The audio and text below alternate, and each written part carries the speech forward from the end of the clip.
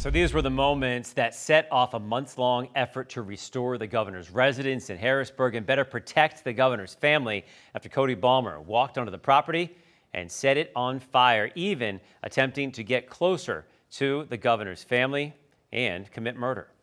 Now, this all happened in April, and in the months since, we have learned that millions of dollars have been spent on the residence. But tonight, we're getting more answers about what that money is being used for. The CBS 21 Investigates team learning $32 million has been spent on the residence. You see how nasty that was after the arson. But guess what? It's not the only place that's getting money now. That's right. CBS 21's TJ Anthony live in Harrisburg with the details he uncovered today. TJ. Hey guys, yeah, for months now, we have been watching pretty closely to see just how much of your money was being spent at the governor's residence for security upgrades. And today we learned that according to this letter, around $1 million was spent at Shapiro's private residence in Montgomery County. CBS 21 obtained this letter from Pennsylvania State Police detailing how money is being spent to upgrade the governor's residence after an arsonist set the home on fire.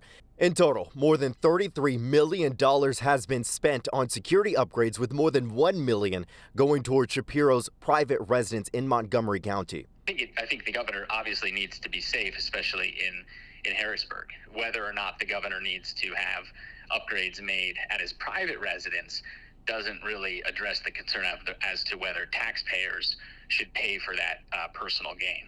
Some GOP lawmakers, including Senator Jarrett Coleman, demand more transparency regarding how that money is being spent.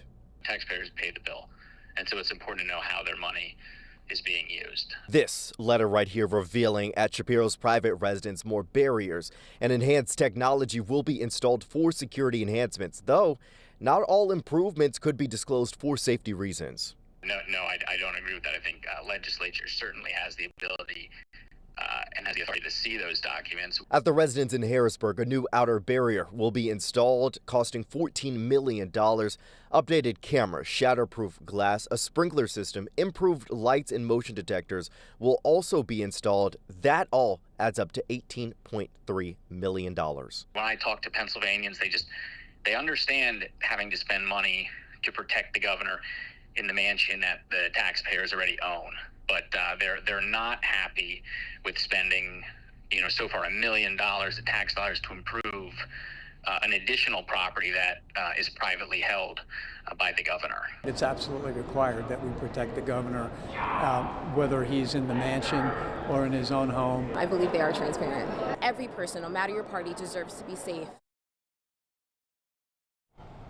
And that last lawmaker that you just heard from told me that she was actually at the governor's residence here in Harrisburg just a few weeks ago. And she said that she did notice those upgraded security measures, including personnel and also further barriers and steps in place just to keep that property safe back there. PSP also says that multiple streams of funding were pulled from to pay for upgrades and restoration. Reporting live in Harrisburg, I'm TJ Anthony, CBS 21 News. All right, TJ, so we posted about the money spent on security upgrades on our Facebook page. We got a few comments from you guys at home. Let's read some of those right now. Lynn says, pay the schools first, Josh. And then we have Sandra saying, no wonder he can't pass the PA budget. All the state's money is paying for that. Steven says, this is for Governor Shapiro and every governor after him. Think of the bigger picture instead of just instant outrage. Phyllis says, ridiculous and overspent. This is really outrageous. How much was taxpayer money? Some of it was, not all of it. There's some insurance involved. We have a full breakdown of the information that's being provided.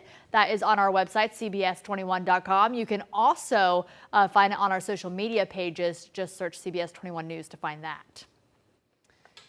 We reached out to the governor about the changes we're talking about here, asking if they feel safe after everything. And they pointed us to this passage reading, quote, no family should have to live behind bulletproof glass or behind large walls, but the nature of the threats against elected officials today require us to take these important steps. You can read that full letter as well online.